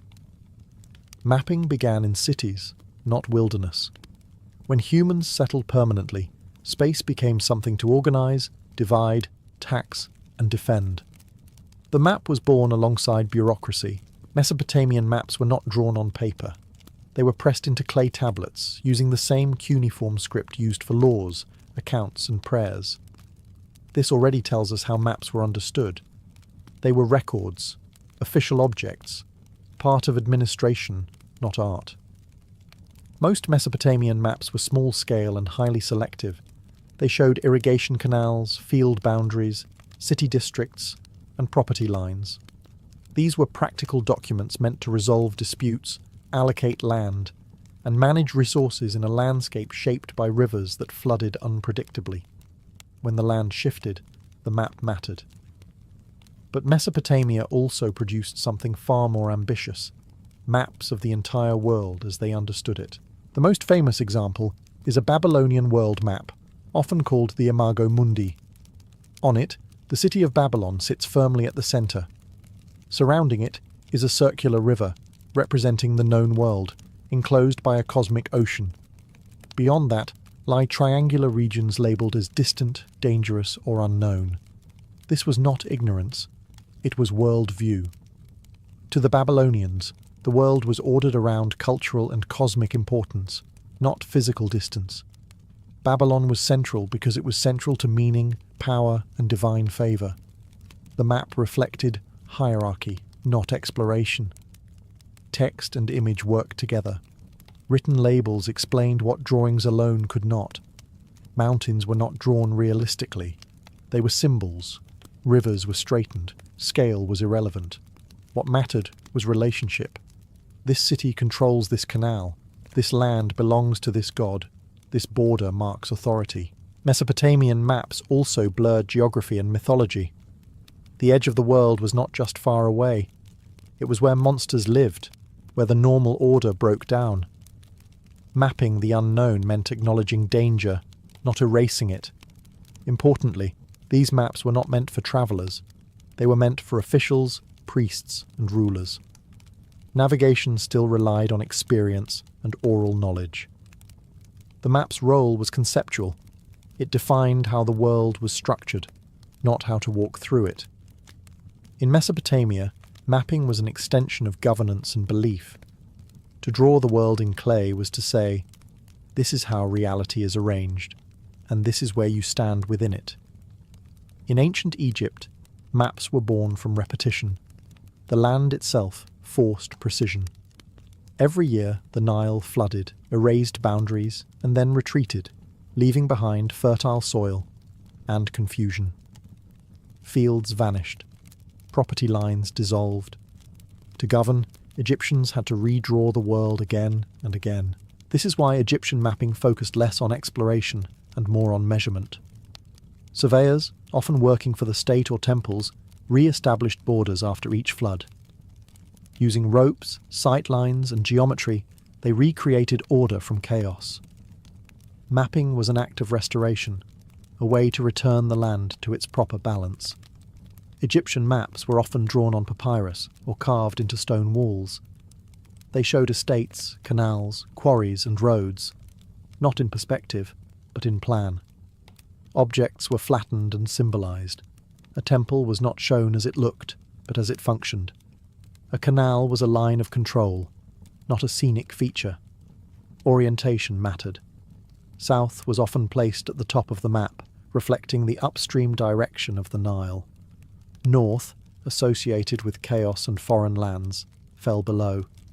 This alone tells us that Egyptian maps were moral documents as much as spatial ones. Direction carried meaning. The Nile itself dominated Egyptian spatial thinking. It was the spine of the country, the axis around which everything else was organized. East and West were defined relative to it. Life, work, and agriculture belonged to the East, where the sun rose. Death and the afterlife lay to the West, where the sun set. Maps reflected this cosmic division clearly and deliberately. Egyptians also mapped beyond the earth. Tomb walls and papyri included detailed maps of the afterlife. Routes the soul would travel after death. These were not symbolic suggestions. They were guides. They showed gates, obstacles, guardians, and paths that had to be followed correctly to reach eternity. To be lost in the afterlife was as dangerous as being lost in the desert. Astronomy fed directly into geography. Star maps aligned temples. Celestial cycles regulated time, labour, and ritual. The sky was treated as a second landscape, ordered and navigable, just like the land below. In Egypt, mapping was not about discovering new worlds. It was about maintaining balance in a world already known. To draw the land was to reaffirm cosmic order, a statement that chaos had been pushed back, at least for another year. In ancient Greece, mapping took a sharp turn toward abstraction and theory. Unlike earlier cultures that mapped to manage land or affirm cosmic order, Greek thinkers asked a more unsettling question. What does the world actually look like? Greek maps were born in the company of philosophy. Thinkers debated not just where things were, but why they were there, and whether the earth itself had a shape that could be understood through reason alone. This was a radical shift. Space was no longer only experienced or inherited, it could be calculated. Early Greek maps were still rough, often placing the Mediterranean at the centre and stretching unknown regions into vague edges. But the mindset behind them was new. Distance mattered. Direction mattered. Proportion mattered. A map was no longer just symbolic. It was an argument. One of the most important breakthroughs came from the idea that the Earth was spherical. This was not universally accepted at first, but it reshaped everything. If the world was round, then space could be measured systematically. Latitude and longitude were no longer fantasies. They were necessities. Greek scholars began combining travel reports, astronomical observation, and mathematics. By tracking the angle of the sun in different cities, they estimated distances across the globe. Coastlines were sketched based on sailors' accounts. Winds were classified. Climate zones were theorized. Mapping the world also meant mapping humanity's place within it. Greeks divided the earth into regions based on temperature and habitability. Some areas were thought too hot or too cold for civilization. These assumptions shaped how Greeks viewed foreign peoples, not as equals living elsewhere, but as products of their environment. Importantly, Greek maps were rarely used for navigation. Sailors still relied on experience, stars, and memory. The Greek map was primarily intellectual. It existed to explain the world, not to traverse it. This is why Greek maps often feel incomplete. Entire continents are missing or distorted, but within these limitations lies their achievement. They treated the world as something that could be known without seeing every part of it. Reason could fill gaps where experience failed. Greek mapping laid the foundation for later traditions. It introduced scale, projection, and the idea that geography could be a science rather than a collection of local truths. For the first time, a map was not just a guide through space.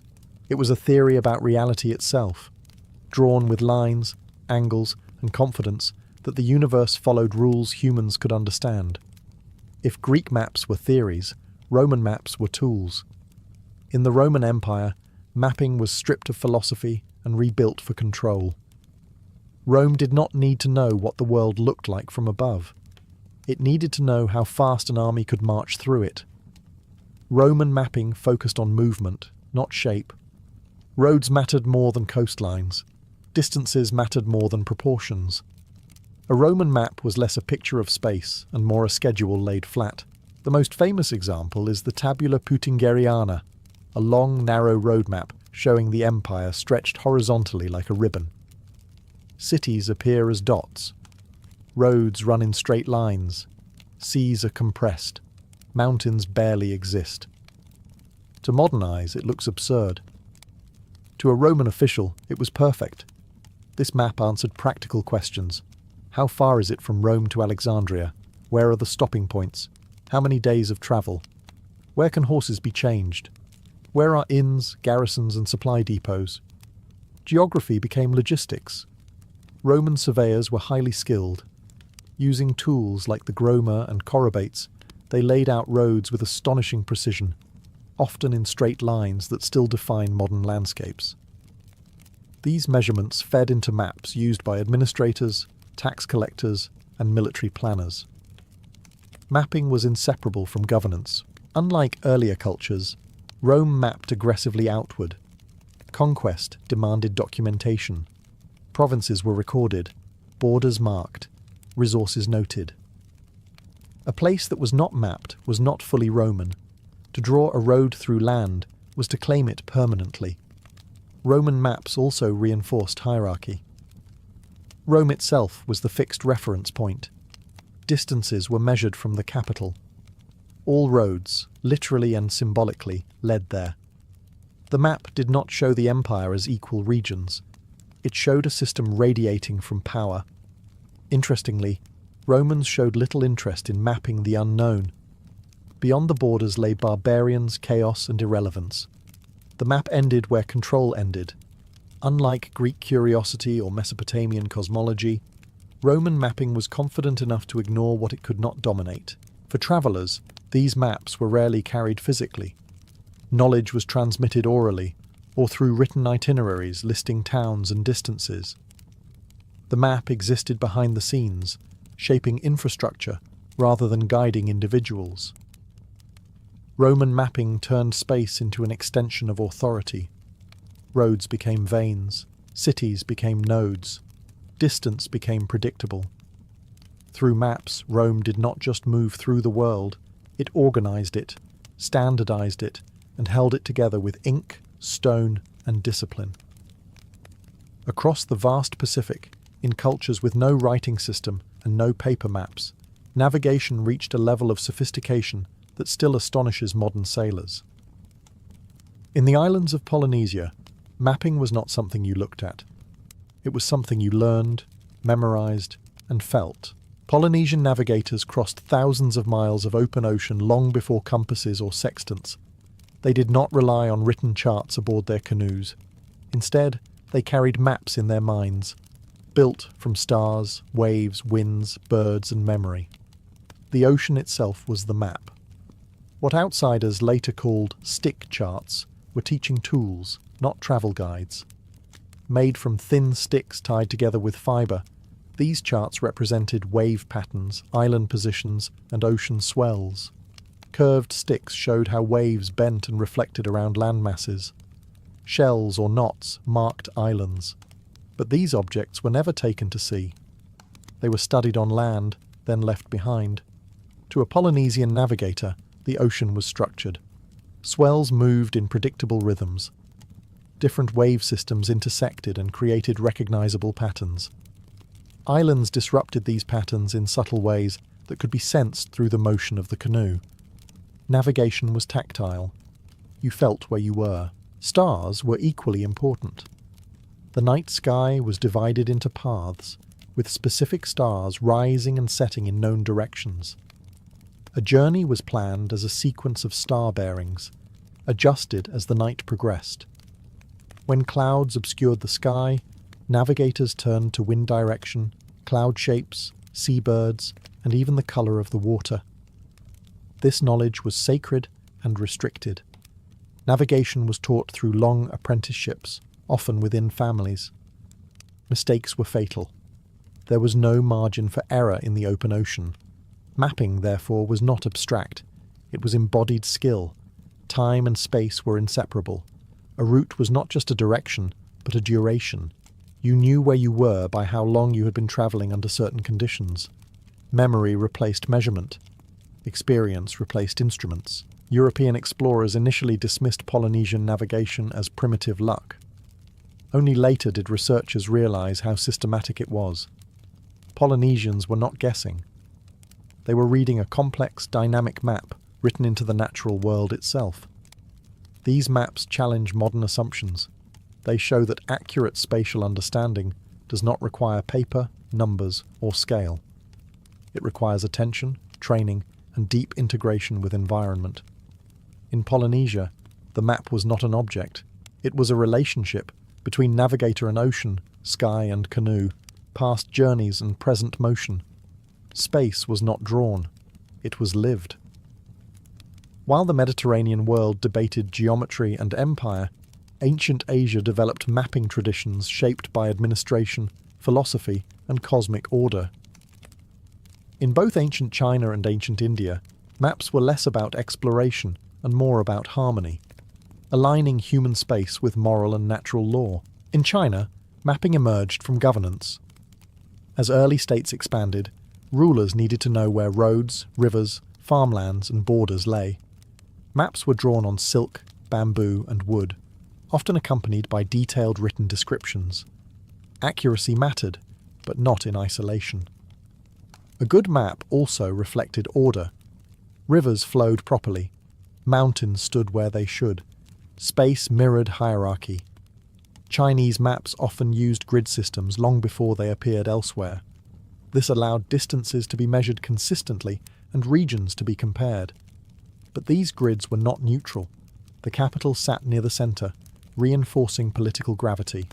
Peripheral regions appeared smaller or less detailed, visually echoing their subordinate status. Crucially, Chinese mapping linked geography with cosmology. The landscape was shaped by qi, vital energy, flowing through mountains and waterways. Maps helped locate auspicious sites for cities, tombs, and temples. Choosing where to build was not just practical. It was ethical and cosmic. Mapping became a tool for maintaining balance between heaven, earth, and humanity. In ancient India, maps took a different form. Physical cartography existed, especially for land grants and administration, but much spatial understanding was preserved in texts. The world was described through layered regions, concentric continents, and sacred axes. Mount Meru stood at the centre of the cosmos, surrounded by oceans and lands, arranged symbolically. These were not navigational errors. They were metaphysical maps. Indian cosmology treated space as inseparable from moral and spiritual progress. Pilgrimage routes mattered more than political borders. Sacred rivers were mapped through verse and ritual memory, rather than ink. Astronomy again played a central role. Calendars, star paths, and planetary cycles shaped how space was understood. Time and geography merged. Knowing where you were also meant knowing when you were, within cycles of rebirth, duty, and ritual obligation. Unlike Roman or Greek traditions, Asian mapping did not seek to conquer space intellectually or militarily. It sought to situate humans correctly within it. Maps were guides for behaviour as much as for movement. These traditions remind us that mapping is never just technical. Every map reflects values. In China and India, the value was balance between ruler and land, human and cosmos, action and restraint. The world was not something to be mastered. It was something to be aligned with, and maps showed how. Not all ancient maps were meant to guide feet or ships. Some were meant to guide lives. Across many ancient cultures, mapping extended beyond land and sea into time, fate, and the heavens. These maps did not show where you were going. They showed when and why. Astronomical maps were among the most precise creations of the ancient world. Star charts tracked the movement of constellations, planets, and the sun across seasons.